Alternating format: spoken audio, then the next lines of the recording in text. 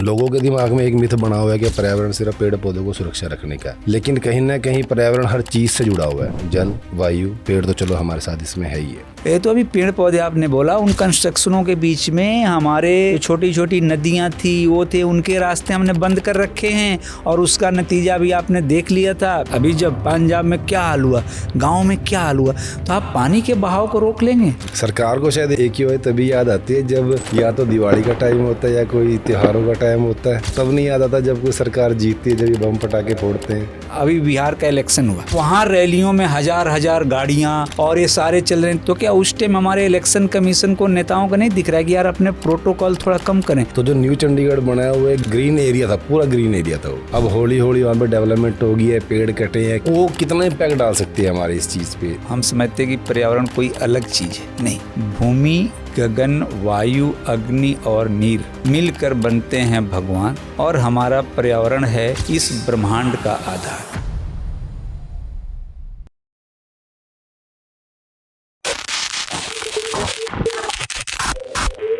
नमस्कार दोस्तों, आज जिस टॉपिक पे हम बात करने वाले हैं वो टॉपिक आपके, हमारे और हम सभी के लिए बहुत इम्पोर्टेंट है।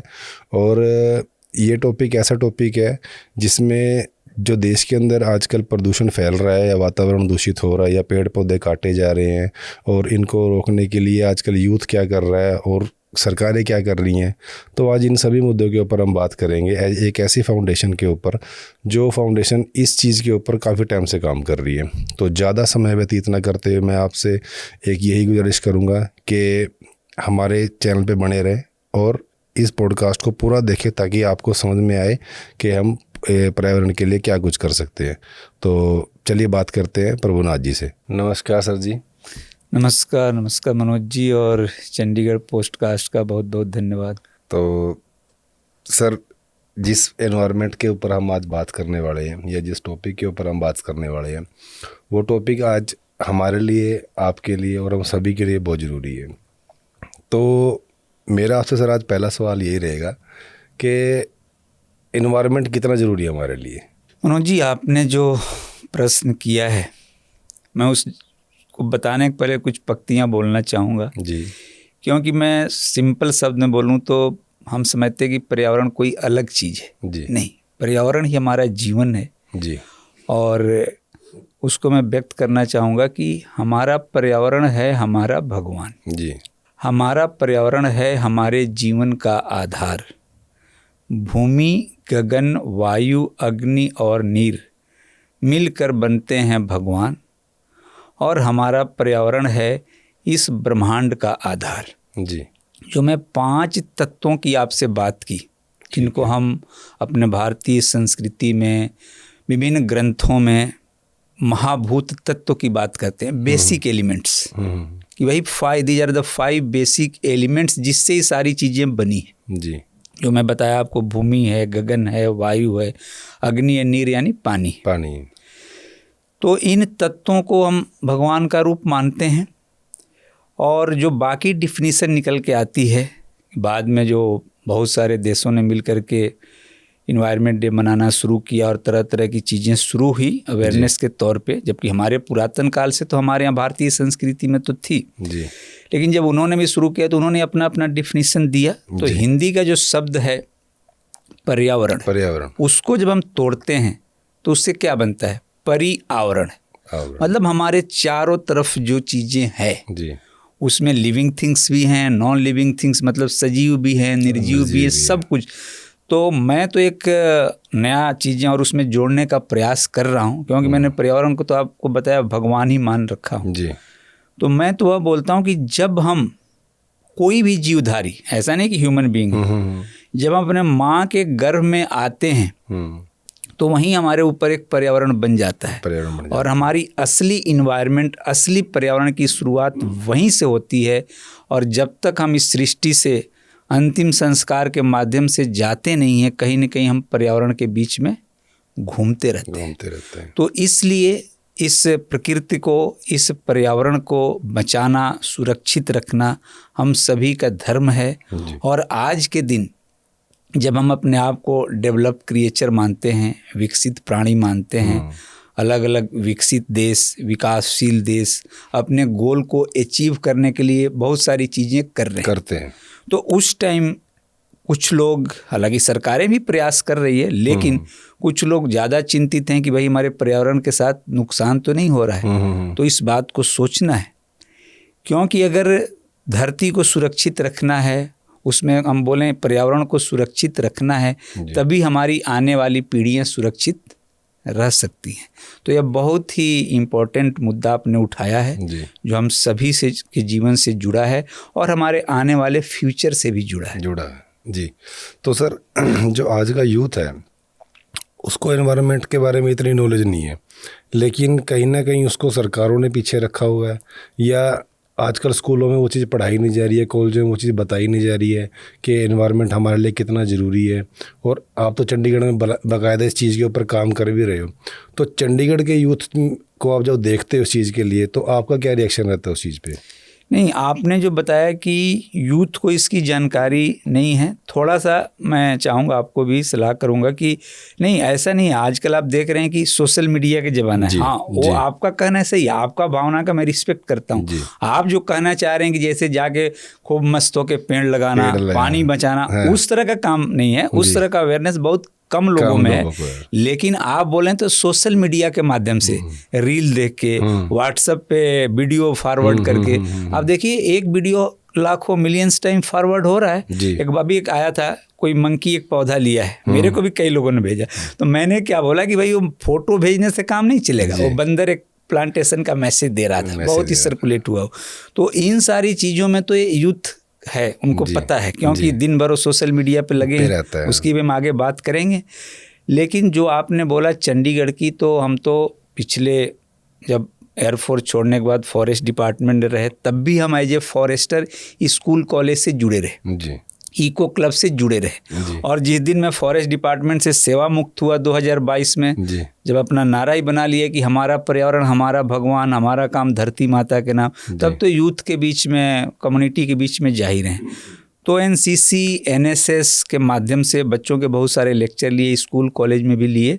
तो आपकी बिल्कुल बात सही है, तो उनको हम लोग तो जगाने का प्रयास कर रहे हैं। इवन हमारे प्रयास को एनएसएस ने भी एडॉप्ट किया है, क्योंकि हमने कुछ पर्यावरण पाठशाला जैसा कार्यक्रम चलाया था, तो उसको भी उन्होंने अप्रिसिएट किया।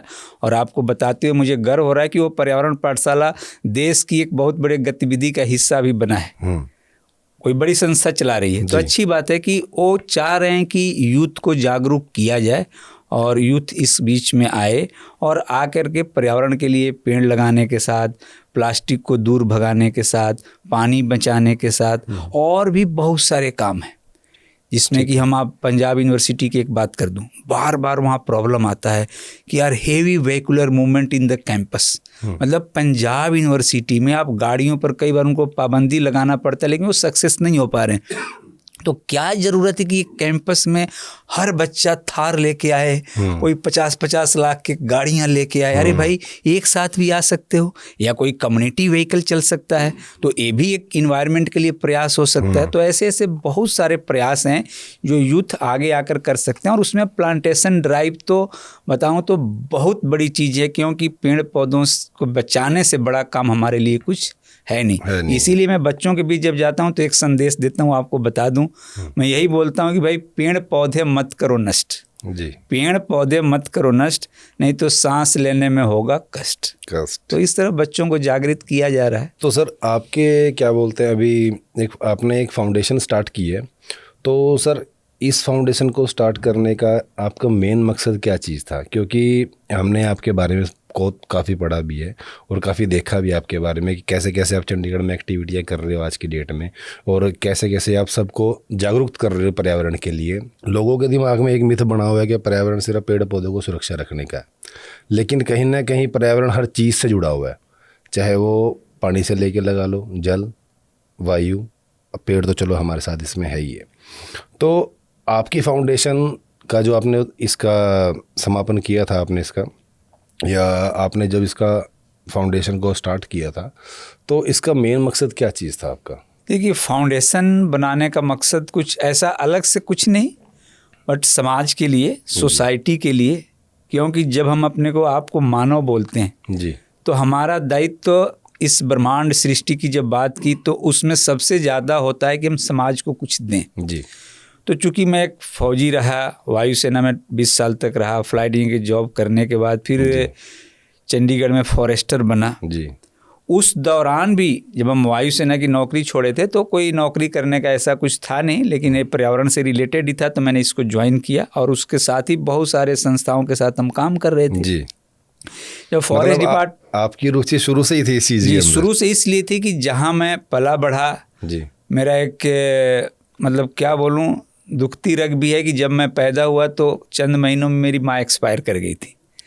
तो मेरा पालन जो लालन पालन हुआ वह मेरे नाना नानी के हाथों में हुआ और बहुत ही सात्विक धार्मिक परिवार था। वहाँ पेड़ पौधे बगीचे बहुत थे। मेरा नाना का मतलब नाम था उस इलाके में कि किसी को जो धार्मिक पेड़ कहीं नहीं मिलेगा तो स्वर्गीय बलदेव प्रसाद सिंह के बगीचे में मिलेगा। अच्छा। तो मेरा एक लगाव तो उसी समय से था। ठीक है। तो जब मैं फॉरेस्ट में आया, एयरफोर्स में आया, उस टाइम भी छुट्टियों में जाके बहुत प्लांटेशन लगाने की कोशिश किया अपने घर पे जी। अपने खेतों के किनारे, अपने बगीचे के किनारे जी। उसके बाद जब फॉरेस्ट डिपार्टमेंट आ गए तब मेरे को लगा कि एज ए फॉरेस्टर हम लोगों की क्या सेवा कर सकते हैं।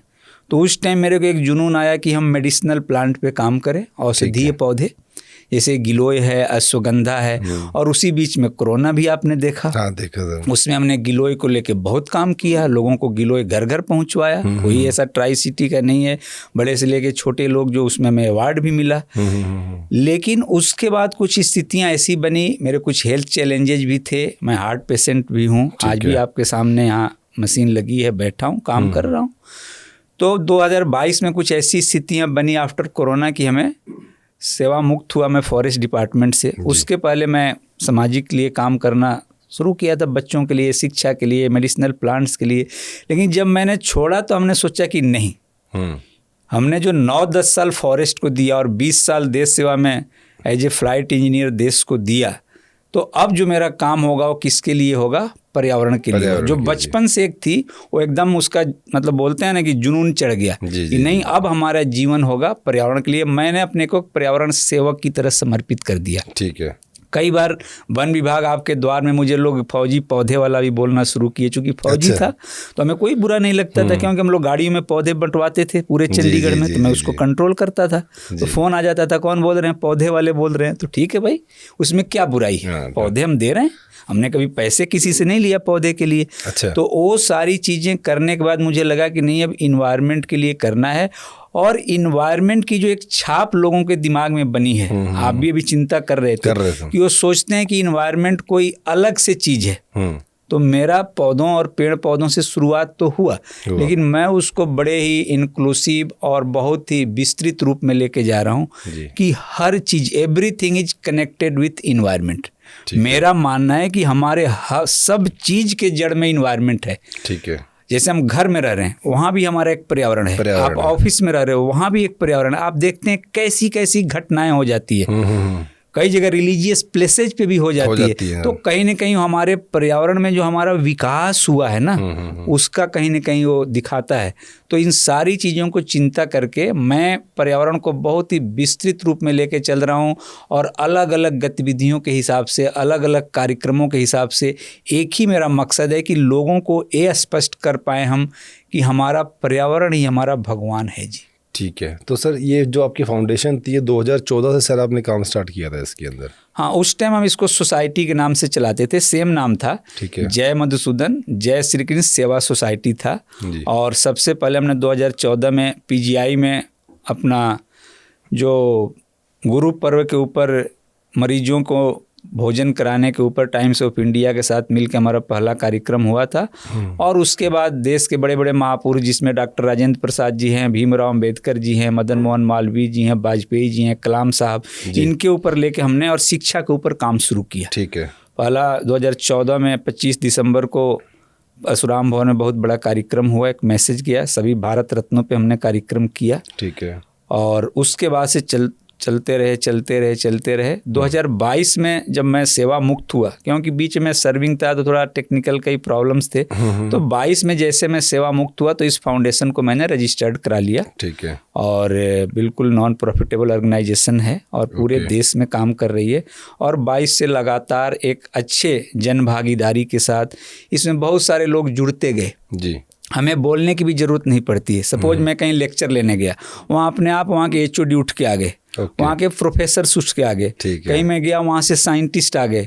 और ऐसा नहीं कि केवल प्रोफेसर और साइंटिस्ट हैं, इसमें हमने नर्सरी वालों को भी रखा है। हम ऐसे लोगों को रखा है जो घर में काम भी करते हैं, क्योंकि सबके एक्सपीरियंस की ज़रूरत है। मैं सोचूं कि मैं अकेले कुछ कर सकता हूँ, नहीं। अगर हमारा जय मधुसूदन जय श्री कृष्ण फाउंडेशन है, कभी आप आना हमारे बैठक में, आप देखेंगे कि वहाँ हर तरह के लोग हैं और मातृशक्ति का तो बहुत बड़ा योगदान है। मेरे हर आयाम में, हर विभाग में, चाहे वो शिक्षण संस्थान है, धार्मिक संस्थान है, अलग अलग संस्थान है, स्वास्थ्य के ऊपर भी हम काम कर रहे हैं, उसमें सब में मातृशक्ति का भी बहुत बड़ा योगदान है। ओके।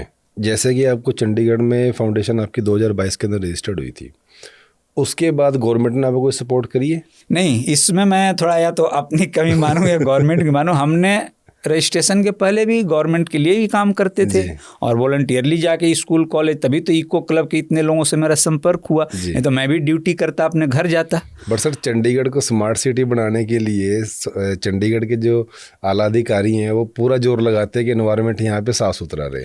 इन्होंने 26 सेक्टर में एक यहाँ पे प्लांट भी लगाया था, वो क्या उसका AQI लेवल को क्लियर करने के लिए, लेकिन कहीं ना कहीं वो अब बंद करने वाले हैं उसको। नहीं, वो AQI के नहीं बताऊंगा उसके बारे में। तो मैं आपने पहला जब क्वेश्चन किया तो उसका थोड़ा सा बता दूं, तो कहीं ना कहीं तो सारे जानते ही थे, मैं तो डिपार्टमेंट से हूं, लेकिन मैं देखा ना, जो मेरा अनुभव बताता है, और फौज में भी मैं देख के आया कि मैं इन सरकारी चक्रों में घूमूंगा तो अपना जो संदेश है नहीं पहुँचा पाऊंगा। बट मैं सरकार के हर अभियान का, चाहे वो मिशन लाइफ है, चाहे मेरा माटी मेरा देश कार्यक्रम आया था, आप देखेंगे तो इनके कार्यक्रम में टैगोर थिएटर में हमारे फाउंडेशन की एक्टिविटी की कार्यक्रम चले हैं और उन्होंने मेरे को मैसेज किया है। हाँ, एक बार मुझे ग्रीन हीरो अवार्ड भी प्रशासन की तरफ से मिला है, आई थिंक 2023 अप्रैल या मार्च में जी। तो कहीं ना कहीं मीटिंगों में वो बुलाते हैं, हम अपने सुझाव भी देते हैं, लेकिन जहाँ पैसे की बात है, फंड की बात है, मैंने भी विदाउट एनी गवर्नमेंट एड हम अपने सहयोगियों के बल पे काम कर रहे हैं। और आपने उठाया था जो मुद्दा 26 सेक्टर का, वो एक्चुअली टावर लगा था जी। वो है ही टावर, अभी दिख रहा है, अभी उस पर खतरा कुछ मंडरा रहा है, क्योंकि काम भी उसका नहीं हो रहा है। बट जो उसको लगाने वाले लोग हैं, आपने जब छेड़ा तो मैं बता रहा हूँ, वो भी मेरे से संपर्क कर रहे थे भी कि सर इसको उठाया जाए, इसको किया, जो लोग मेरे पास आए थे। फिर मैंने उनको किसी अच्छे व्यक्ति के पास भेजा जो गवर्नर साहब तक उस बात को पहुँचा सकते थे, और वो लोग प्रयासरत हैं उसको चालू किया जाए। अब वो कितना इफेक्टिव है नहीं, अभी तो मेरे को कुछ लग नहीं रहा कि इफेक्टिव है, लेकिन जब लगा था तब मीडिया में खूब चला था कि भाई इतने % वायु यहाँ शुद्ध हो गई। लेकिन वो दिल्ली में भी कुछ लगा था, बट दिल्ली का भी आप हाल देखिए। तो मैं उनको नहीं ब्लेम कर रहा हूँ, वो शायद बंद पड़े हैं जी। तो अगर कोई चीज़ हम शुरू करते हैं तो उसको सही ढंग से चलाएं। तो ये जो हाई ऑफिशियल बैठे हैं, और उसमें चंडीगढ़ तो कितनी छोटी जगह है, मुझे कई बार ना दुख होता है, क्योंकि मैंने अपने यूथ का 20 साल तो देश सेवा में दिया है जी। और वहाँ से बड़े जज्बे के साथ निकले थे कि देश राष्ट्र समाज के लिए कुछ करना है जी। फिर आके एक डिपार्टमेंट ज्वाइन किए, वहाँ से भी देख के मेरे को लगता है ना कि क्या देश का, जो आप स्मार्ट सिटी का नाम लिए, इतने सारे पैसे आ रहे हैं, इतने सारा धन आ रहा है, क्या उस धन, उस पैसे, किसका धन है वो, किसका पैसा है? आम पब्लिक का। आजकल तो भी हो गया कि ऐसा नहीं कि बड़े हाई फाई लोग ही पैसे पे कर रहे हैं। एक बंदा ब्रेड लेने जा रहा है, वो भी GST देता है। एक रिक्शा पुलर एक सिंपल चीज खरीदने जा रहा है, वो भी GST देता है। तो ऐसे गरीब लोगों के भी पैसे लेके, और हम लोग हजार करोड़ पता नहीं केवल एडवर्टाइजमेंट में उसमें लगा देते हैं, बहुत ही गलत लगता है। उसको हमें धरातल पे काम करना चाहिए। मैं ये भी ऐसा नहीं बोल रहा हूँ कि बिल्कुल काम नहीं हो रहा है, लेकिन देश के एक प्रधानमंत्री ने कभी एक्सेप्ट किया था, उसने एक्सेप्ट किया था, स्वर्गीय राजीव गांधी ने, कि भाई इतने पैसे चलते हैं, इतने पहुंचते हैं, मैं कोट नहीं करूंगा, पहुंचते हैं। लेकिन आज हर कोई मानता है कि नहीं जी 100 पैसा चलता है तो 100 पैसा खर्च हो रहा है। लेकिन मेरा जो अनुभव बताता है ऐसा नहीं है। जिस दिन अगर 100 पैसे क्या 90 पैसे भी खर्च होने लगेंगे, चंडीगढ़ के या दिल्ली की भी हालत सुधर जाएगी। ठीक है। तो सर, जो आपने फॉरेस्ट डिपार्टमेंट में अपना टाइम निकाला था वहाँ पे, और आपने वहाँ पे डिपार्टमेंट के थ्रू कितना आपको लगता है भी काम होता था ये पेड़ पौधों के ऊपर लेके? देखिए चंडीगढ़ का जो पहले बता दूं तो हम सब एक केवल फॉरेस्ट सोचते हैं, नहीं, चंडीगढ़ एक ऐसी जगह है कि यहाँ के पेड़ पौधों के लिए और इन्वायरमेंट के लिए अलग अलग एजेंसियाँ मैं आपको बता देता हूँ।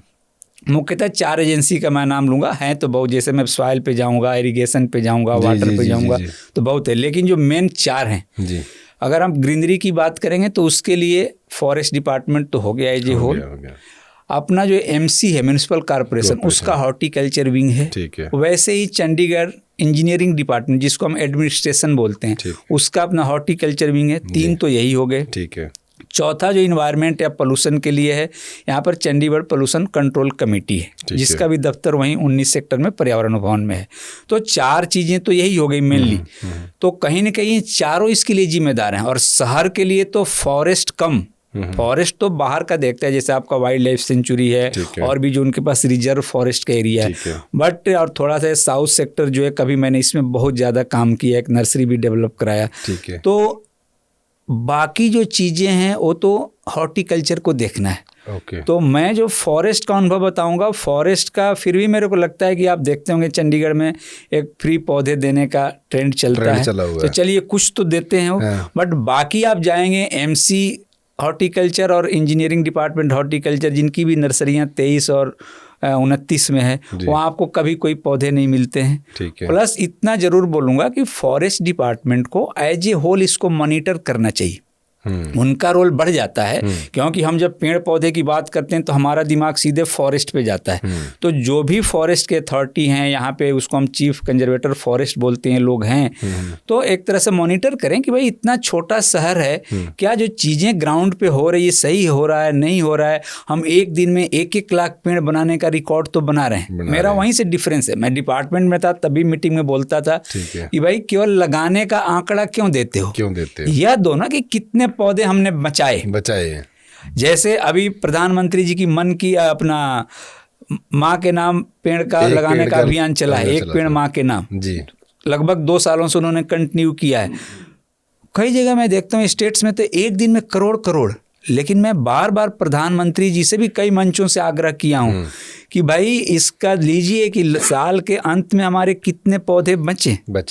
तो ये सारी चीज़ें जो आप बोला कि डिपार्टमेंट में क्या काम होता था, तो ठीक चल रहा है। बट अभी जिस तरह से स्ट्रेंथ वहाँ बहुत है, सब कुछ है, छोटी सी जगह है, तो और इफ़ेक्टिव ढंग से मॉनिटरिंग हो सकती है। उसमें एक चीज़ ऐड करूँगा फॉरेस्ट के लिए और हॉर्टिकल्चर के लिए भी, कि चंडीगढ़ की फॉरेस्ट्री अर्बन फॉरेस्ट्री का एग्जाम्पल था।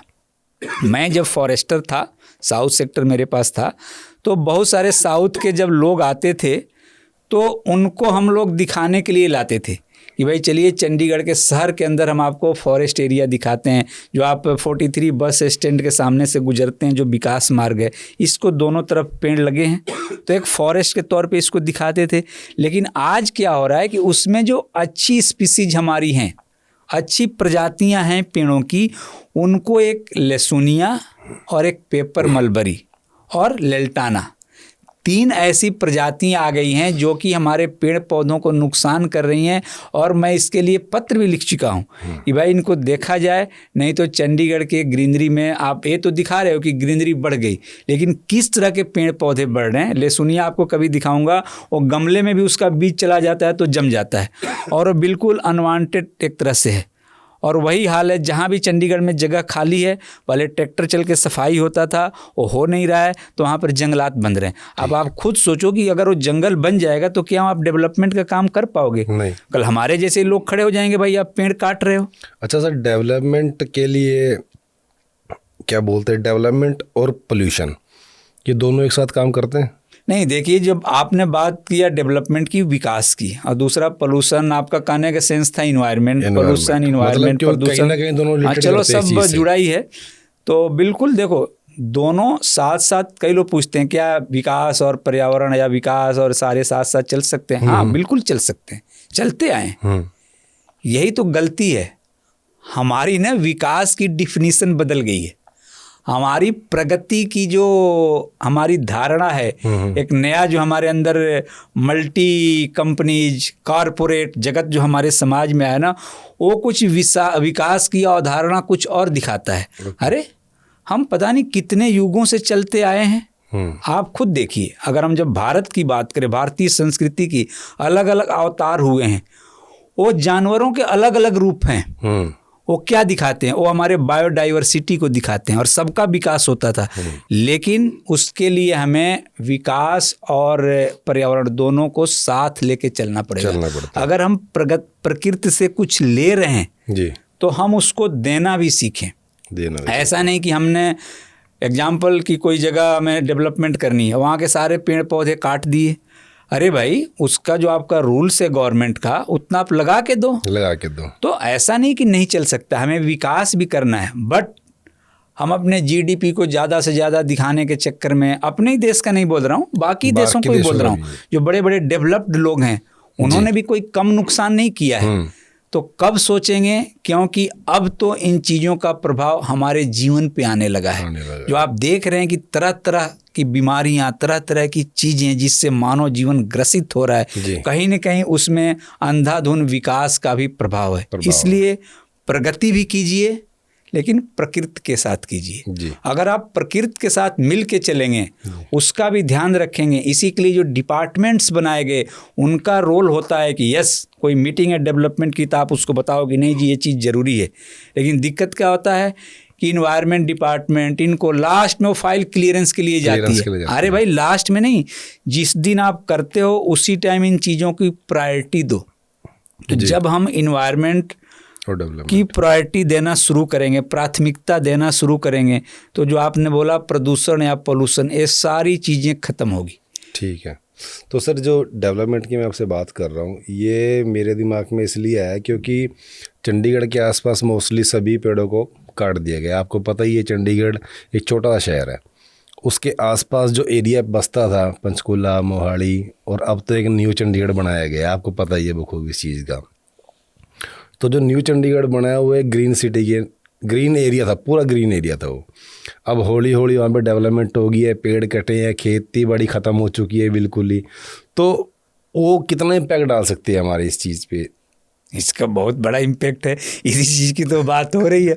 आपने जो बोला, आप तो बहुत, मतलब मैं बोलूँगा, आपने बड़ा ही डीपली इसको स्टडी करके लेके आए हो। और आपको ही नहीं और हमें ही नहीं, केवल हमें यहाँ सोचने की जरूरत नहीं, इसको ग्राउंड पे हर किसी को सोचना है। जो वहाँ घर ले रहा है ना, चाहे वो IAS IPS कॉलोनी हो या ओमेक्स हो, कोई भी हो, तो वहाँ हम ये देखें कि भाई हमारी जितने घर हैं उस हिसाब से पेड़ पौधे हैं क्या?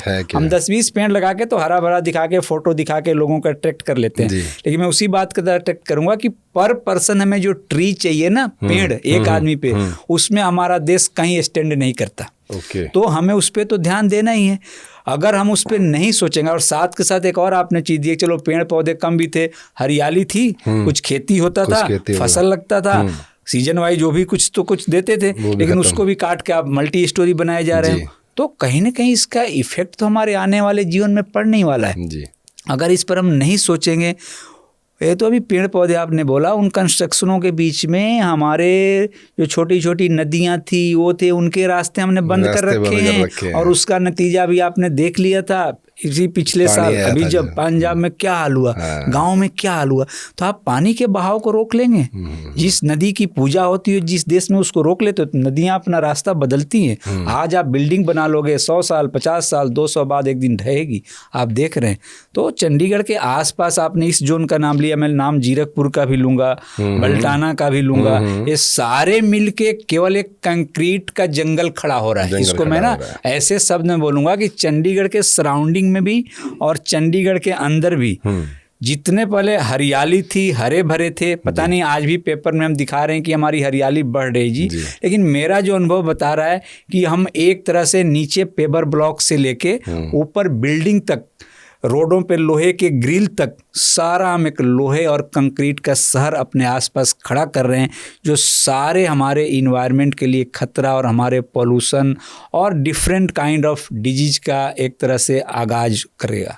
क्योंकि सर ये जो मैं आपसे बात कर रहा हूँ इस चीज़ के लिए, क्योंकि जब दिल्ली बसा था ना, तब दिल्ली छोटा सा ही था, जैसा चंडीगढ़ है। उसके आसपास डेवलपमेंट स्टार्ट हुई, पेड़ पौधे कटने स्टार्ट हुए, तो आज जो दिल्ली का हाल है ना, मैं नहीं चाहता कि वो हाल चंडीगढ़ का आने वाले 20 या 25 साल में हो। तो मेरे को वो चीज़ सोच के बड़ा वो धक्का लगता है कि क्या ऐसा चंडीगढ़ को देखने को मिल सकती है चीज़ें। अब देखो, आपने दिल्ली का नाम लिया, दिल्ली का आजकल नाम लेते ही डर लगने लगता है। मैं अपना अनुभव बता रहा हूँ। 15 दिसंबर को मेरे को बहुत आग्रह किया गया, वहाँ एक फंक्शन था, अवार्ड इन्वायरमेंट के फील्ड में बहुत सारे लोग जानते हैं, तो लोग चाहते हैं यार इतना एक आदमी बीमार होने के बावजूद भी काम कर रहे थे, इसको ऑनर करो।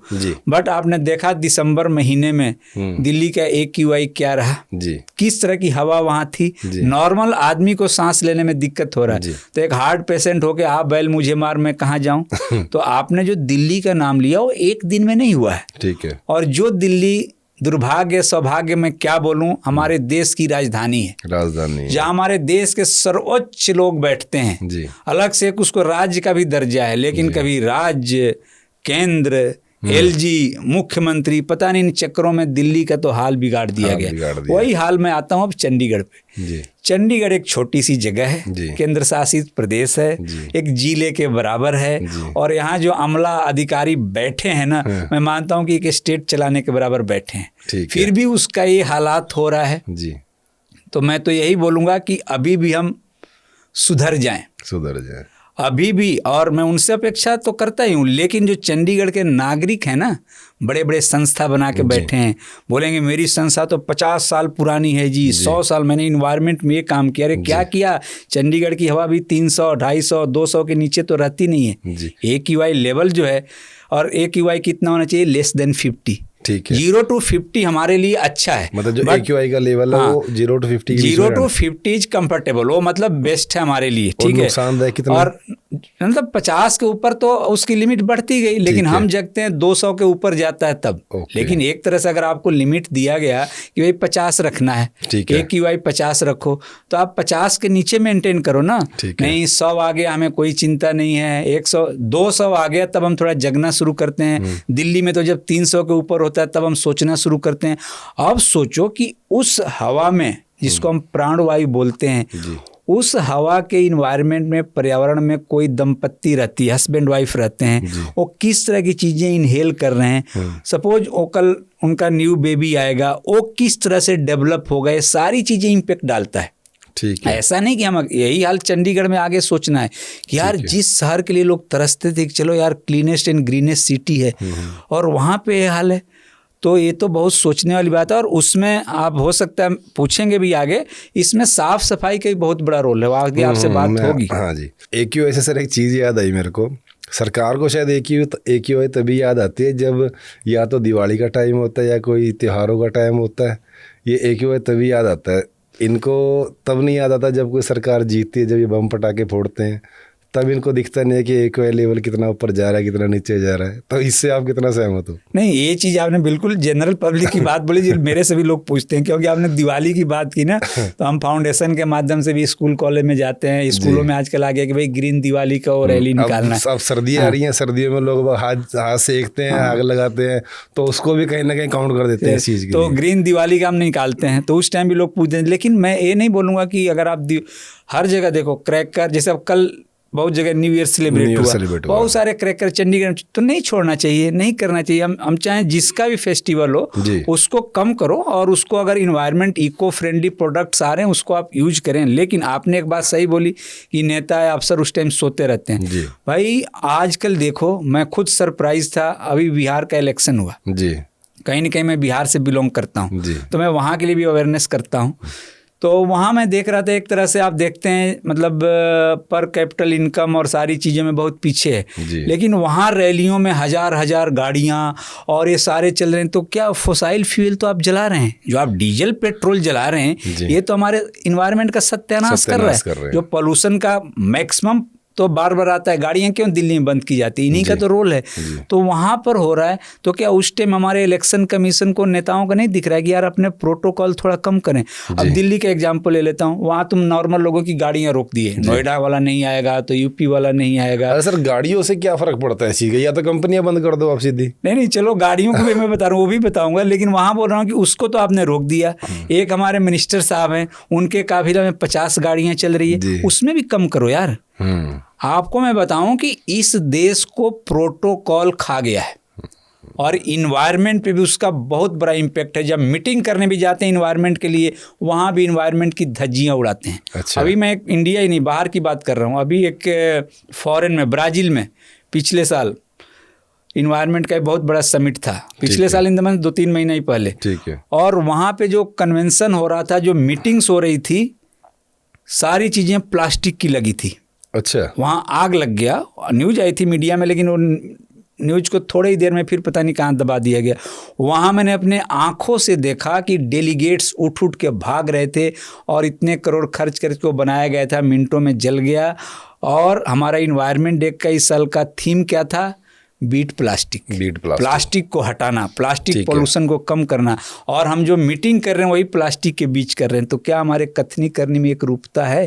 तो हमें सबसे पहले इन चीज़ों को कम करने के लिए, अगर मैं सर्वोच्च पद पे हूँ, सुप्रीम पोस्ट पे हूँ, तो मैं अपना दिखाऊं, जैसे हमारे देश के नेताओं ने दिखाया है, लाल बहादुर शास्त्री जी ने दिखाया था जी। उस कठिन परिस्थितियों में उन्होंने देश को आगे बढ़ाया जी। हम बार बार बोलते हैं राष्ट्रपिता महात्मा गांधी जी को, बहुत सारी कंट्रोवर्सी आती है, क्या हम उस आदमी की तुलना कर सकते? नहीं कर सकते, जो उसने एक वस्त्र में अपना जीवन निकालता था। तो इस तरह की चीजें आप अगर दिखाओगे, आप तो बोलोगे कि मेरे साथ 100 गाड़ियों का काफिला चलेगा।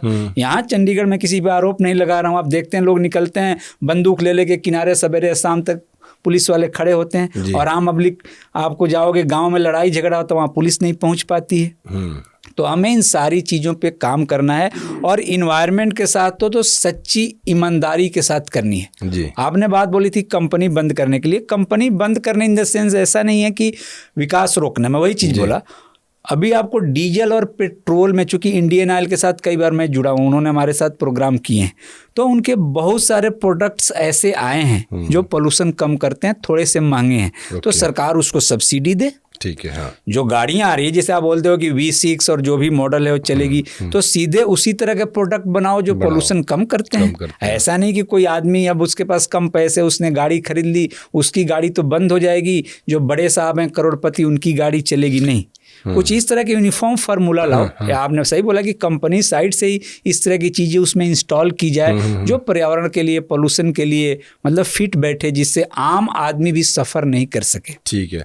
अब सर, पर्यावरण को बचाने के लिए चंडीगढ़ में तो चलो अब इलेक्ट्रॉनिक आजकल बसें भी चलने लगी हैं और इलेक्ट्रॉनिक आजकल गाड़ियाँ भी आ चुकी हैं, तो आपको लगता है कि जो इलेक्ट्रॉनिक गाड़ियाँ आ रही हैं इनसे पोल्यूशन की मात्रा कम हो सकती है? मेरे को आपने बात की इलेक्ट्रिकल बसेज और इलेक्ट्रिकल जो भी बाइक और व्हीकल आ रहे हैं, बात घूम के वहीं आती है। ये जितना पोल्यूशन का जड़ है उसमें एक बहुत बड़ा रोल ग्रीन हाउस इफेक्ट, जो कुछ गैसेस हमारी कार्बन डाइऑक्साइड है, मेथेन है, इनका बहुत बड़ा रोल है, जो टेम्परेचर भी राइज करती हैं और हमारे गर्मी को धरती के आसपास रोक के रखती हैं, जिससे हमारा टेम्परेचर राइज भी होता है, और जितने पोल्यूशन वाली चीज़ें और ये स्मॉग वगैरह उसमें भी इनका रोल है।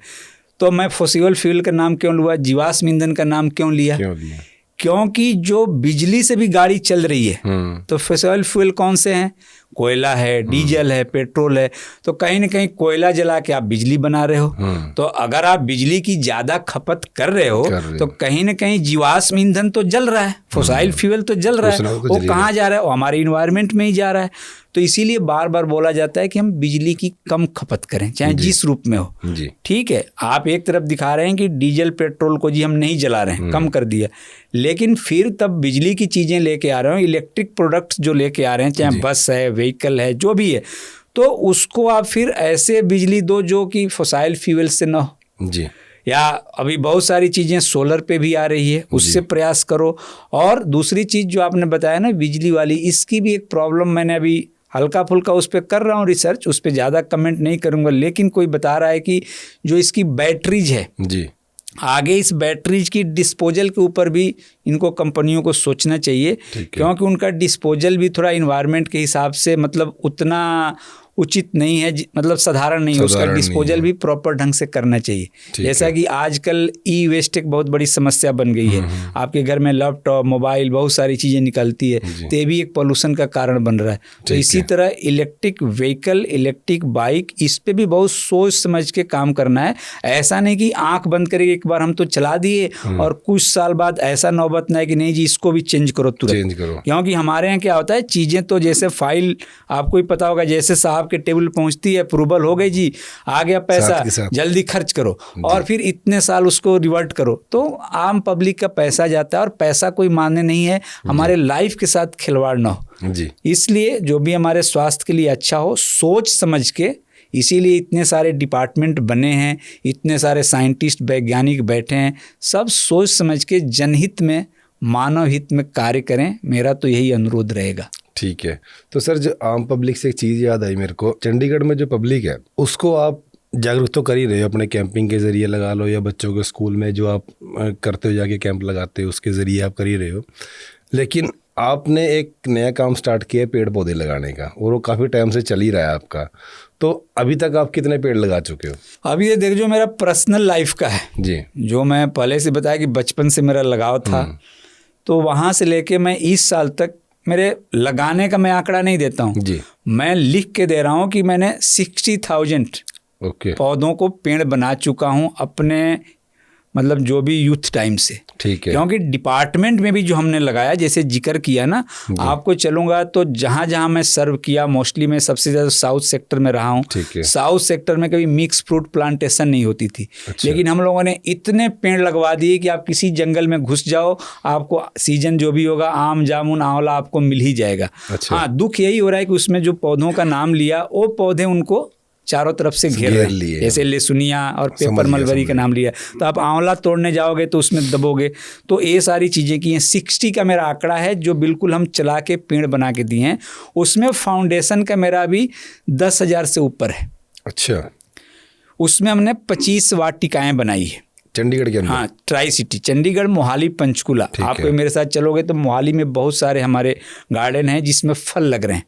उसमें हो सकता है किसी में 250 पेड़ हैं, किसी में 300 हैं, किसी में 400 हैं। इधर से जब चंडीगढ़ के तरफ से आओगे तो 55 और 56 सेक्टर के साथ ही सबसे पहले हमारी एक पुरानी वाटिका, महावीर वाटिका मिल जाएगी। कभी सहतूत का सीजन है, उसमें जाके सहतूत आप खा करके देखो कि क्या सहतूत है।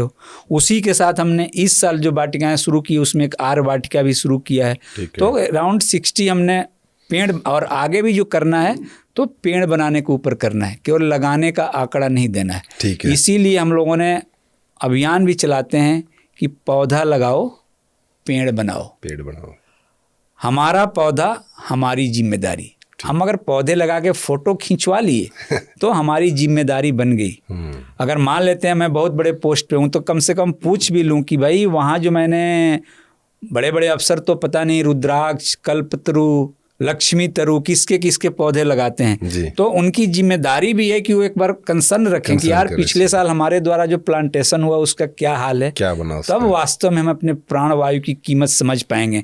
ऐसा नहीं कि ऑफिस में तो हम एसी में बैठे हैं और जो पेड़ लगाया और मर रहा है तो लोग जो भेजते हैं कि वीडियो कि वो मंत्री जी ने पौधा लगाया और बकरी आ गई खा गई, क्या हो गई, कोई वीडियो ऐसे चलता है। तो आपको सोशल मीडिया पे बहुत चीज़ें, तो ऐसा हम नहीं करते हैं। हम ये बोलते हैं कि भाई अगर हमने पौधा तभी लगाना है, क्योंकि मैंने फॉरेस्टर के रूप में शपथ लिया। ठीक है। फॉरेस्टर में क्या होता है, लोग टारगेट पूरा करते हैं, नहीं, आपको बता रहा हूँ कि जहाँ मेरी ड्यूटी रही, आप चल के देखो कि 53 नर्सरी जहाँ है सेक्टर में, कि क्या स्थिति 14 के पहले थी और आज क्या है, उसका एक स्टैंडर्ड है। और जाते हैं लोग, उनको सुकून लगता है, तो आपको एक तपस्या करना पड़ता है। अच्छा सर, एक आपकी जॉब से चीज़ याद आई मेरे को, आपने फॉरेस्ट की जो अपनी मर्जी से छोड़ी थी, ये आपको अंदर का स्वभाव देख के आपको लगा भी हाँ यहाँ मेरी दाल नहीं गड़ेगी? आपने बहुत एक दुखती हाथ रखा, दुखती का और खुशी का पल भी है। हाँ। देखो, कभी भी नौकरी मेरे नेचर में ना, आप देख भी रहे होंगे मेरे बातों में, क्योंकि नौकरी करने वाला ऐसा बोल नहीं सकता है। हाँ। किसी तो हम बचपन से ही हमें नौकरी की तो कोई वो नहीं थी और ऐसी स्थिति भी नहीं थी नौकरी करना है। लेकिन थोड़ा सा अब इसमें टाइम ले लूँगा, लेकिन 89 और 90 का दौर देश का ऐसा था जब हम लोग +2 करके गोरखपुर से हम इलाहाबाद पहुंच रहे थे। एक तरफ मंडल कमीशन चल रहा था, एक तरफ मंदिर का आंदोलन चल रहा था, आडवाणी जी के रथ लेके निकले थे। हमारा चूंकि बॉर्डर पड़ता था, सब कुछ सील था, हम भी वो यूथ थे, तब सब भावना आ जाती है चलो हम भी जाएंगे, लेकिन आप जा नहीं सकते थे। मेरा NDA का एग्जाम छूट गया, मेरा लखनऊ सेंटर था, क्योंकि मैं बिहार गांव पड़ता है लेकिन बॉर्डर है, तो हमारी पढ़ाई इंटर गोरखपुर से हुई थी, तो हमने सेंटर लखनऊ दिया था। NDA छूट गया क्योंकि रथ यात्रा चल रहा था आडवाणी जी का, उधर लालू ने अरेस्ट किया, बॉर्डर सील हो गया। तो वहाँ से फिर हमने देखा कि इंजीनियरिंग वगैरह बहुत कम सीटें थी गवर्नमेंट की, उस टाइम IIT रुड़की था। एक साल में इलाहाबाद का माहौल बिल्कुल ख़राब था, यूनिवर्सिटी और क्लासेज में पढ़ाई नहीं हो रही है, PSC लगी है, कहीं बच्चे आत्मदाह कर रहे हैं। तो उस सिचुएशन में ना यूथ को बड़ा होता है क्या करें। तब तक एयरफोर्स में मेरा 1-2 बार हो रहा था, फिर एयरफोर्स में सिलेक्शन हो गया, कानपुर गए, टेस्ट वेस्ट दिए, फिर मैंने घर में समझाया और वहाँ से तांबरम चेन्नई निकल गए। तो वहाँ से हमने 20 साल जो पूरा हुआ है वो भी कैसे हुआ है, क्योंकि मैं 15 साल पे वहाँ भी नौकरी छोड़ने लगा था। ठीक है। इसी चंडीगढ़ में 2007 में हमने डिस्चार्ज डाल दिया था, लेकिन एयरफोर्स इतना जल्दी छोड़ती नहीं है, उन्होंने पकड़ के रखा। उसके बाद मैं हार्ट पेशेंट भी हुआ, 20 ईयर्स के बाद भी एयरफोर्स नहीं छोड़ रही थी, लेकिन मेरे को था कि बाहर जाना है, समाज के लिए करना है। बट चंडीगढ़ हमने बहुत संस्थाओं के साथ जब काम कर रहे थे, लगा कि नहीं एक जॉब भी ज्वाइन कर लेते हैं। फॉरेस्ट का निकला था एक सर्विसमैन के लिए एज ए फॉरेस्टर की अच्छी पोस्ट थी, सब कुछ थी। हम लोगों ने गए, सिलेक्शन हुआ, सारा कुछ हुआ, मेडिकल हुआ, जो हमारी ग्राउंड ड्यूटी के लिए हमारी फिटनेस थी सारी कुछ ठीक था, हम सिलेक्ट हो गए। सिलेक्ट होने के बावजूद भी तन मन धन से हमने लगभग 9 साल काम किया जी। लेकिन जो हमारी वो ज्वाइनिंग थी वो एज ए रेगुलर नहीं थी। ओके। तो उसमें क्लॉज था, उसके लिए हम लोगों ने जब अपना हक मांगना शुरू किया तब डिपार्टमेंट की तरफ से उल्टी चीज़ों की शुरुआत हुई और हम मानने वाले तो थे नहीं। फिर हमने जो भी हमारे साथ लोग थे कि हो सकता है अकेले मेरे को बेनिफिट मिल जाता, बट मैं कभी अपने लिए बात करना नहीं था, सबके लिए करना था। हम लोगों ने गए और जुडिशरी में गए, हर जगह गए, चलते रहे। फिर जुडिशरी की डिसीजन के हिसाब से हम सेवा मुक्त हुए, उसमें न डिपार्टमेंट का रोल न किसी का रोल। और हमने खुशी से तब तक हमने मन बना लिया था कि अब जो हमें काम करना है अपनी फाउंडेशन वो इन्वायरमेंट के लिए करना है। ठीक है। और कोरोना के दौरान जब मैं काम कर रहा था, लोगों को गिलोय बांट रहा था, चीज़ें हो रही थी, हमें अवार्ड मिला, उस टाइम भी डिपार्टमेंट ने कई बार इनडायरेक्टली डायरेक्टली नाराज़गी जाहिर की। लेकिन मैंने उसी टाइम प्रण कर लिया कि अब गिलोय ही नहीं, मैं अश्वगंधा पे भी काम करूँगा, कालमेघ पे भी काम करूँगा और पर्यावरण के लिए खुल के काम करूँगा। तो वहीं से शुरुआत हो गई और हैप्पीली फरवरी 2022 में छोड़ने के बाद कहीं हम रुके नहीं, उसी दिन से काम अपना शुरू आप देख रहे हैं और चल रहा है और चलता रहेगा। ठीक है। कोरोना से पहले और कोरोना के बाद और कोरोना के टाइम पे इन तीनों सेक्टरों के बीच में आपको पर्यावरण कैसा दिखा? बहुत आपने अच्छा पूरे इस मतलब बातचीत का एक बहुत ही मुख्य क्वेश्चन आपने पूछा है जो मेरे दिल को भी छू जाता है, क्योंकि जब कोरोना एक बार दिमाग में आता है ना, क्योंकि वो टाइम सर ऐसा था, क्योंकि इन्वायरमेंट मैं खुद बताता हूँ, चंडीगढ़ से पहाड़ियाँ पीछे तक की दिखती थी, अब तो शायद नहीं दिखती है, लेकिन उस टाइम पे बिल्कुल क्लियर दिखती थी। हाँ, तो उसका बता रहा हूँ ना रीजन। सबसे पहले तो मैं थोड़ा भावुक हो रहा था कि कोरोना जब आता है ना तो हर कोई भावुक हो जाता है कि वो एक ऐसा दौर था, भगवान कभी ऐसा दौर न दें, हम गलतियाँ पे गलतियाँ तो कर रहे हैं लेकिन फिर भी न दें, कि उसमें हर किसी ने अपने चाहने वाले को, रिश्तेदारों को खोया भी है। और उस दौर में तो हमारे जैसा व्यक्ति भी, इतने रिस्ट्रिक्शन के बावजूद, हमारी कोई फॉरेस्ट डिपार्टमेंट की छुट्टियां नहीं थी, हम लोग पौधे तैयार करते थे, सब करते थे, ड्यूटी के बावजूद हम गिलोय डिस्ट्रीब्यूशन का एक बीड़ा उठा लिए थे। सोचिए लॉकडाउन लग गया, मंदिर, गुरुद्वारे, हाउसेज बंद हो गए, तो हमारे कहाँ से गिलोय बनते थे? पेट्रोल पंप से बनते थे। तो चलता रहा। लेकिन आपने पूछा कि उसके पहले, उस दौरान और उसके बाद इन्वायरमेंट कैसा रहा? पहले तो आपने देखा ही होगा, पहले वही हाल था, वही पोल्यूशन। लेकिन पोल्यूशन क्यों कम हुआ? कि हम कैद हो गए।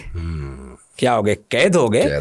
तो उस कैद को मैं अच्छा तो नहीं मानूंगा। हमें पहाड़ी तो खूबसूरत दिख रही है, हमारी AQI लेवल जिसकी आज बात कर रहे हैं, हो सकता है उस टाइम 50 से नीचे रही होगी, हम अच्छे से सांस ले रहे थे, लेकिन हम तो बंध गए, हमारे हाथों में हथकड़ियाँ लग गई, किसी की शादी है नहीं हो रहा है, किसी का कोई एक्सपायर कर रहा हो पहुंच नहीं पा रहा है, कितनी स्थितियां थी। हमारे श्रमिक भाई तो पैदल चल चल के अपने घर गए थे। तो सोचिए, तो क्या हम उस पहाड़ी देखने के लिए इस तरह के मंजर को तो नहीं चाहते, लेकिन वो क्यों नहीं दिख रही? पहाड़ी में हमेशा दिखेगी। कोरोना हमें ये सीख देता है कि अपनी जो आपकी अनवांटेड मूवमेंट है, आप दिन भर जो गाड़ियां दौड़ाते हो, दिन भर जो ऑफिसों में दिन भर लाइटें जलाते हो, दिन भर एसी चलाते हो, इस तरह की चीजें कम करो ना, और अपने दिनचर्या को थोड़ा इन्वायरमेंटली रखो। आप उस टाइम घर में जाते थे, कितने बार हाथ धोते थे बताइए? 10 बार। हम तो 5 टाइम्स नहाते थे, क्योंकि मुझे कई बार 5-5 बार घर से बाहर निकलना है। और सोचिए, मेरे को उस टाइम हार्ट की प्रॉब्लम थी, मेरे बच्चे छोटे थे, उन पे क्या टेंशन होता होगा। लेकिन मैं घर पहुंचा हूं, मेरे पास फ़ोन आ गया किसी का, सर मेरे यहाँ पे 5 लोग को कोरोना हो गए, मेरे को गिलोय चाहिए। अब मैं क्या करूं? गिलोय मैंने कटवा के रखता था। अच्छा, हमारी मूवमेंट रुकती नहीं थी, हम अपना फॉरेस्ट की ड्रेस हम लोग डालते थे और रोड पे अपना एक्टिवा लेके निकल जाते थे। पुलिस वाले कोई ना, भाई फॉरेस्ट का काम तो चल रहा है, क्योंकि आपको पता है उस टाइम लेपर्ड वगैरह भी आया था। तो हमारा बहुत सारी ड्यूटियाँ लगी थी, आग भी उस टाइम लग जाते थे, क्योंकि कोई इधर उधर से लग गया तो मैं भागना पड़ता था। तो हम जाके फिर वो गिलोय दे के आते थे, जिसके घर देना है गए, उनके गेट पे रखवा दिए, कहीं पहुंचवा दिए, वहाँ से वो ले जाते थे, क्योंकि भाई कांटेक्ट करना तो दिक्कत था ना, जिसके घर में तो उसके दरवाजे पे रख दोगे। लेकिन फिर आने के बाद हमें नहाना पड़ता था, तो उस टाइम आपने 10 बार हाथ धोते थे। आज क्या है, आज आप खाना खाते हैं, वहाँ टिश्यू पेपर से हाथ साफ कर लिए, चल दिए। तो इस तरह की चीज़ें, हम हाथ नहीं मिलाते थे, दूर से नमस्ते करते थे। तो भी एक हमारे पुरातन काल के तरफ ले गया कि भारतीय संस्कृति में हम क्या करते हैं, नमस्ते करते हैं। तो ये जो छोटी छोटी चीज़ें अगर हम करेंगे तो फिर हमें कोरोना जैसा दौर नहीं देखना पड़ेगा। नहीं तो फिर जैसे कोरोना ख़त्म हुआ, आज हम फिर वैसे दौड़ रहे हैं। थोड़ा हम उससे सीखे नहीं। हमारे कहने का मतलब क्या है कि अगर कोरोना जैसा दौर आया तो हमारे जो भी गवर्नमेंट है, आम पब्लिक है, कारपोरेट जगत है, हमें सीखने की ज़रूरत है जी। आज आप कल का एग्जांपल बता रहा हूँ, 31 दिसंबर था जी। आप कोई भी रिलीजियस प्लेस देख लीजिए, कोई भी टूरिस्ट प्लेस देख लीजिए, किस तरह का रस है, भीड़ है ऐसा। तो बिना गाड़ी के हम थोड़े जा रहे हैं। यहाँ आजकल हमें तो फैशन हो गया कि हम कम्युनिटी ट्रेवलिंग भी नहीं करते, हर कोई अपना गाड़ी में जाएगा, एक बच्चा एक गाड़ी ले जाएगा। तो इन सारी चीज़ों को हमें कोरोना से सीखने का टाइम था। और उससे एक और सीखना था कि भाई ऑक्सीजन के लिए लोग भाग रहे थे, ऑक्सीजन बोतल नहीं मिल रहे थे। तो हम ज़्यादा से ज़्यादा पेड़ पौधों को तो ज़रूर लगाएं, क्योंकि इसमें मैं थोड़ा लाइन भी बोल दूंगा, भावुकता आ रहा है कि जीवन के आधार वृक्ष हैं। उस टाइम मैं सुनाता था लोगों के, भाई देख लो, पेड़ पौधे सब कुछ हैं। जीवन के आधार वृक्ष हैं, धरती के श्रृंगार वृक्ष हैं, प्राण वायु दे रहे सभी को, ऐसे परम उदार वृक्ष हैं। कि ये पेड़ ही हैं, ये ट्री ही हैं जो हमें ऑक्सीजन दे रहे हैं। और उस टाइम हमें लोगों के पास पैसे रखे रह गए, अपने वालों ने दम तोड़ दिया और उनको ऑक्सीजन नहीं मिला। तो एटलीस्ट उनके लिए कि आगे ऐसा ना है, 1, 2, 4, 5 जितनी तुम्हारी क्षमता है पेड़ तो लगा के बचाओ। अजीब सी बात है, लोगों को बोलो कहाँ लगाएं, कहाँ बात करें। मैं एक दिन पिंजौर गया, मीटिंग ले रहा था, ऐसे ही एक ऑफिस था, वहाँ लोग बैठे थे। एक आदमी आया, धीरे से उसको कान में फुसफुसाया, वो बोला साई साहब हैं, चंडीगढ़ से आए हैं, बड़े पेड़ पौधे लगाते हैं। बोला चंडीगढ़ तो ऐसे हरा भरा है। तो लोगों के दिमाग में इस तरह की बात है। 31 सेक्टर में गया, एक अच्छी दुकान पे गया, वहाँ बैठे हैं ऑनर, बोल रहे सर आपको करने की जरूरत थोड़े है, वो तो पृथ्वी अपने आप कर लेती है। तो सोचिए, इस तरह की बातें अगर हम पाल के बैठे हैं तो क्या हमारा कर्तव्य नहीं है? धरती हमें देती है सब कुछ, तो हम भी तो इस धरती माता के लिए कुछ करें। और हमारे जीवन के लिए ऑक्सीजन जरूरी है, तो धरती माता के लिए मैं बोलूँगा पेड़ पौधे जरूरी हैं। ठीक है। तो सर आपको लगता है कि चंडीगढ़ का प्रशासन जो है वो पेड़ पौधों के लिए कुछ ज़्यादा कुछ काम करता है? क्योंकि मैंने अभी तक देखा है कि जो डिवाइडिंग रोड लगी हुई हैं चंडीगढ़ में, जो डिवाइड करती हैं चंडीगढ़ को, जहाँ पे ग्रिलें लगा रखी है, एक टाइम पे वहाँ पेड़ हुआ करते थे, लेकिन आज वहाँ पे एक रेलिंग लगा के या कैरियर लगा के उसको बंद कर दिया गया है। तो आपको लगता है वो पेड़ कहीं ना कहीं हटा के हमारे इन्वायरमेंट को गंदा कर रही हैं वो चीज़ें? हाँ बिल्कुल, आप भी जो हो सकता है मैं इस बात को उठाता, अच्छी बात है आपने उठा दिया। मेरा तो दिल रोता है ना, क्या बताऊं। जब हम 99 में चंडीगढ़ आए थे और आज का चंडीगढ़ देखता हूं, तो जो मैं पीछे बोला कि कंक्रीट और लोहे का शहर बनाया जा रहा है, वही हो रहा है।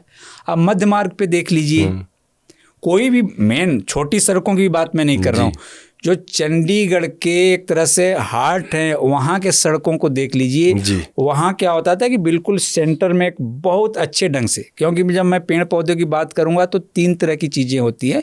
एक बड़े ट्री होते हैं, श्रब्स होता है, हर्ब्स होता है। तो ठीक है, जहाँ पॉसिबल है वहाँ हम ट्री भी पेड़ लगाएंगे, जहाँ छोटा होगा वहाँ हम श्रब हर्ब्स लगाएंगे, फ्लावरिंग लगाएंगे। तो बड़ी अच्छे ढंग से लगा हुआ था कि बिल्कुल उसका एक तरह से वाल बाड़ बना होता था। लोहे और सीमेंट की ज़रूरत ही नहीं है। लेकिन धीरे धीरे आया होगा, शासन प्रशासन है, रिसर्च करते रहते हैं, लोगों ने एडवाइस किया होगा, प्लस जो पैसे आ रहे हो, पैसे भी तो हमें खर्च करना है।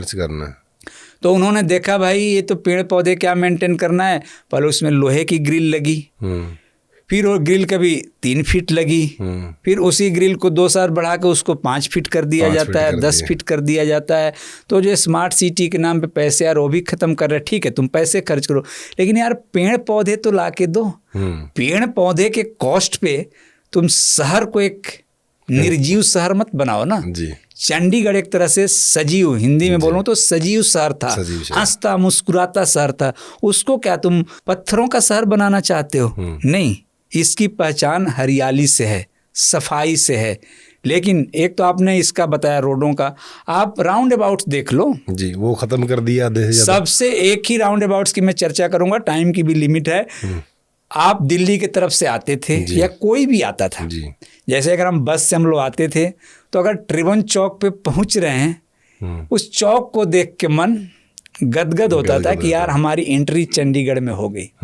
अभी इतने पैसे खर्च हो रहे हैं, अभी जाके उस आप चौक का हाल देख लेना। फिर अगले एपिसोड में हम बात करेंगे कि क्या हालात है। ऐसे ऐसे कितने चौक हैं, राउंड अबाउट्स हैं, जो बड़ी बड़ी कंपनियों ने, बड़ी बड़ी संस्थाओं ने अपना ऐड लगा रखा है। क्या उनकी जिम्मेदारी नहीं है कि उसको पेड़ पौधे लगा के उसको अच्छा से करें जी? अरे वो लगाएंगे क्या? बीच में 2-3 चौक पे ऐसे ढंग से पेड़ काटे गए थे कि लोगों ने उसको आवाज़ उठाया जी। और फिर उस पर लिपा पोती हो जाती है। आपको G20 की बात बता रहा हूँ। G20 जब यहाँ मीटिंग था, पता नहीं दिखाने के लिए नए नए छोटे छोटे पौधे तो रास्ते में रखती है, इधर एयरपोर्ट पे भी रखा गया था। और चंडीगढ़ एडमिनिस्ट्रेशन जो मेन ब्लॉक्स है, पुलिस हेडक्वार्टर, और उधर बड़े बड़े पेड़ को काट दिया गया था। उस दिन दिल रोया था और उसकी कोई पूछताछ नहीं हुई, उसके पीछे कोई छानबीन नहीं हुई। डिपार्टमेंट क्या करता है फिर फॉरेस्ट वाला? डिपार्टमेंट सब भाई, जब शासन प्रशासन ऊपर से सारे एक हैं तो क्या करेंगे? वो सब आपस में दिखा देते हैं जी हमने काटा, यहाँ लगाया, वहाँ लगाया।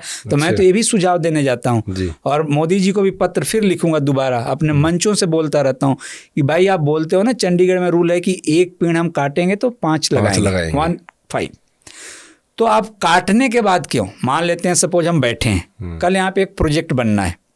प्रोजेक्ट तो 5 साल चलता है ना, बनता है। तो जिस दिन प्रोजेक्ट की शुरुआत होती है, आपने जगह तो मार्क कर दिया कि यहाँ पौधे लगाने, उसी दिन पौधे भी लगाओ। और जब प्रोजेक्ट या बिल्डिंग जो भी चीज़ आपका तैयार हो गया, उस टाइम दिखा दो कि यस देखो जी हमें यहाँ 500 पेड़ लगाने थे, different kind of 500 trees are there. ये है, यहाँ आप सांस लीजिए, बैठिए, मजे करिए। नहीं, उस दिन तो उद्घाटन के दिन गमले उठा उठा के ला के रख दिया जाएगा। अभी एक छोटा सा इंसिडेंट बता दे रहा हूँ। लखनऊ भी 25 दिसंबर को प्रधानमंत्री जी गए थे ना, और वाजपेयी जी का और श्यामा प्रसाद मुखर्जी जी का और दीनदयाल उपाध्याय जी का मूर्ति का उद्घाटन की, एक पार्क का उद्घाटन था, प्रेरणा स्थल।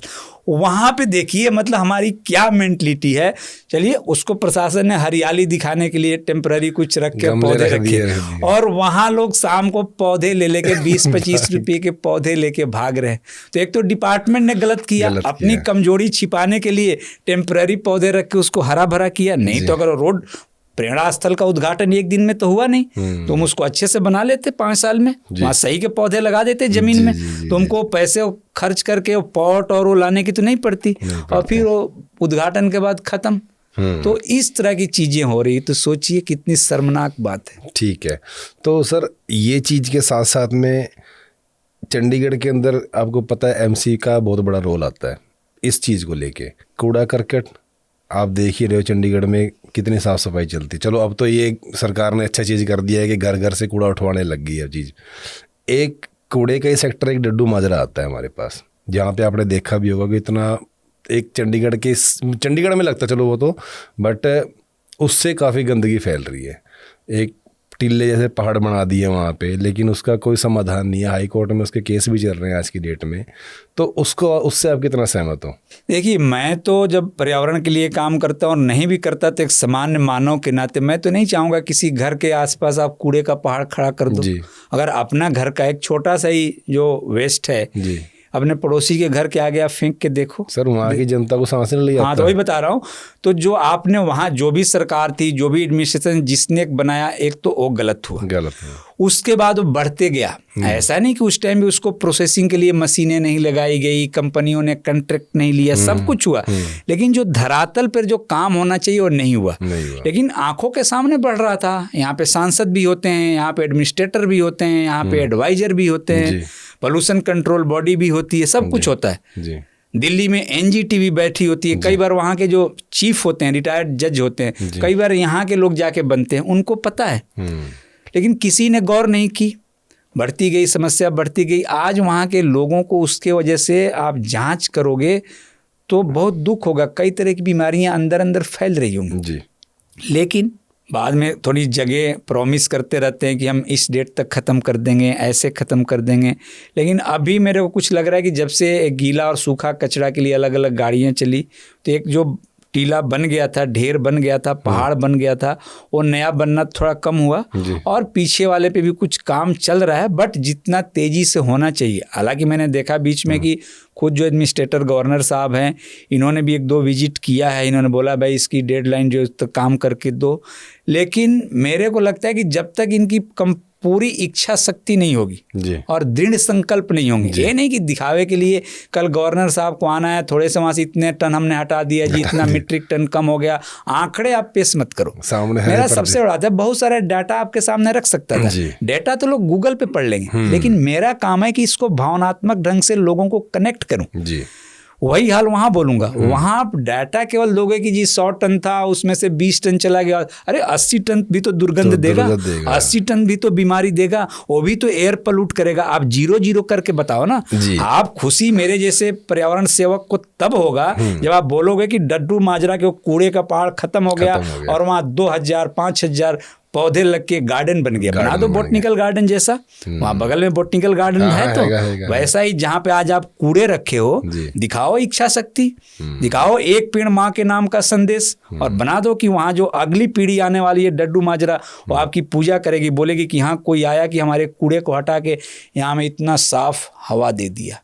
तो इस तरह की चीज़ें होनी चाहिए। ठीक है, तो सर आप कॉर्पोरेट को कितना बड़ा रोल मानते हो पोल्यूशन के लिए? कॉर्पोरेट को तो मैं पोल्यूशन ही किया, कॉर्पोरेट को तो आज सब कुछ हमारा, मैं भी बैठा हूँ, सबका जीवन, सरकार, देश तो कॉर्पोरेट ही चला रहा है।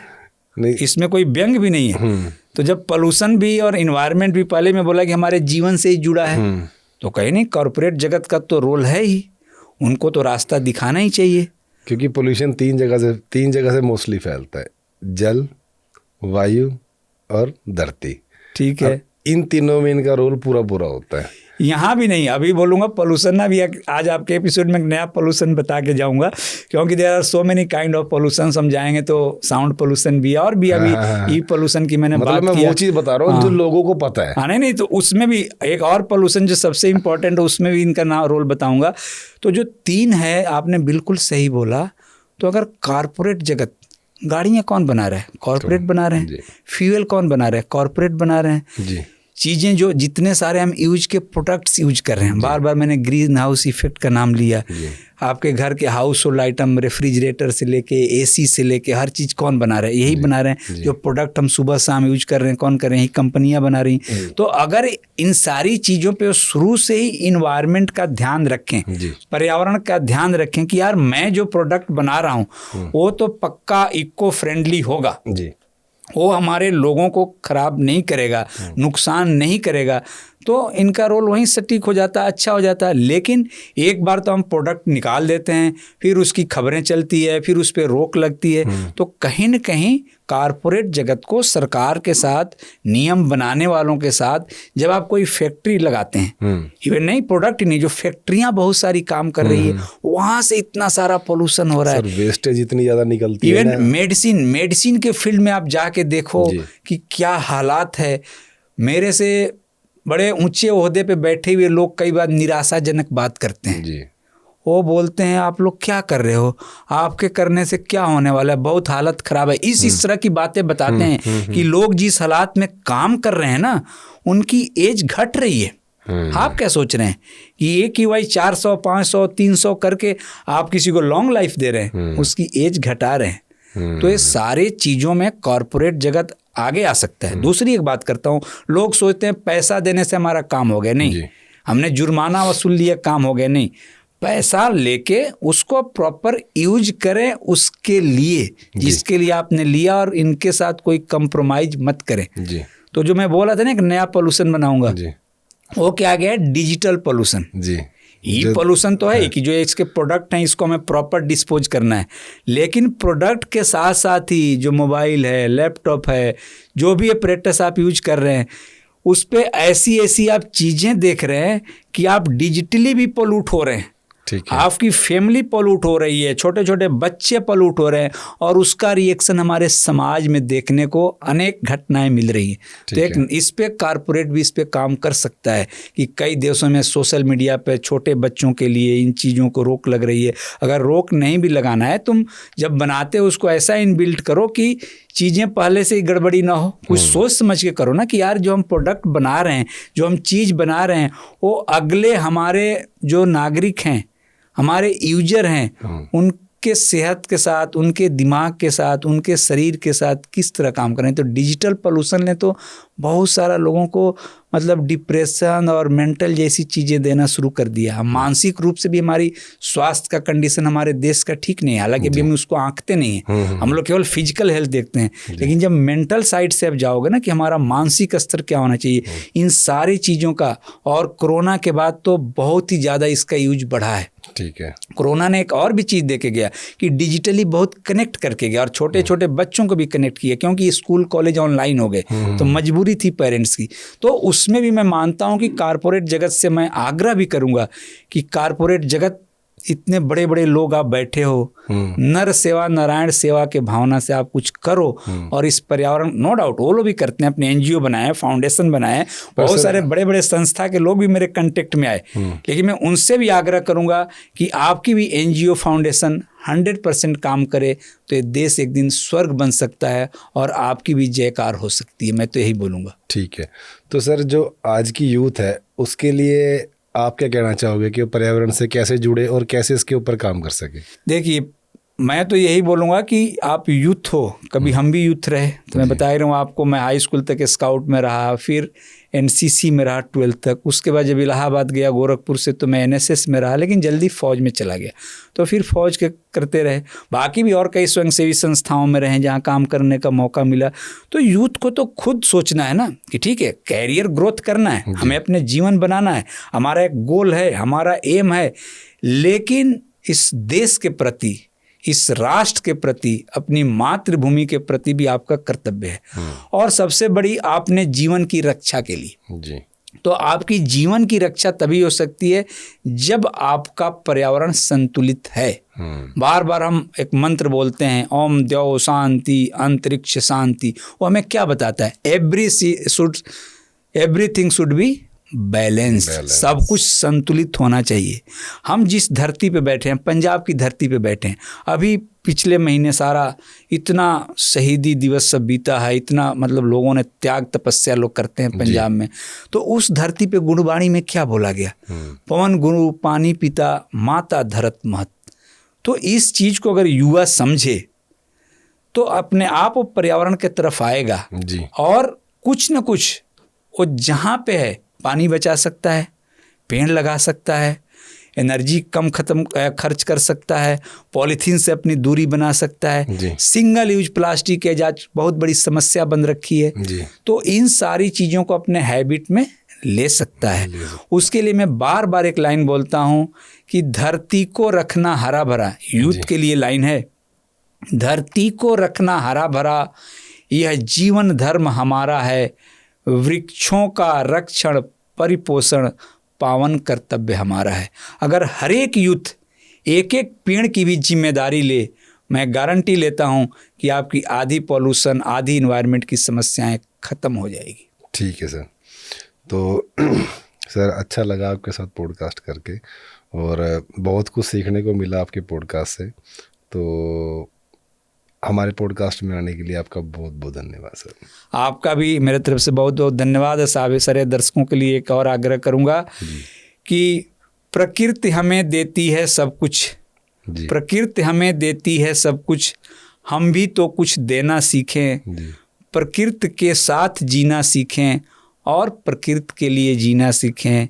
जय हिंद, जय भारत। धन्यवाद सर। तो आपने देखा कि कैसे फाउंडेशन दिन पे दिन इस प्रोग्राम के लिए काम करती आ रही है और पर्यावरण के लिए काम कर रही है। तो अगर आप भी इस फाउंडेशन से जुड़ना चाहते हो तो डिस्क्रिप्शन में आपको इनका लिंक मिल जाएगा। इनको फॉलो करें, उनका साथ बढ़ाएं। धन्यवाद।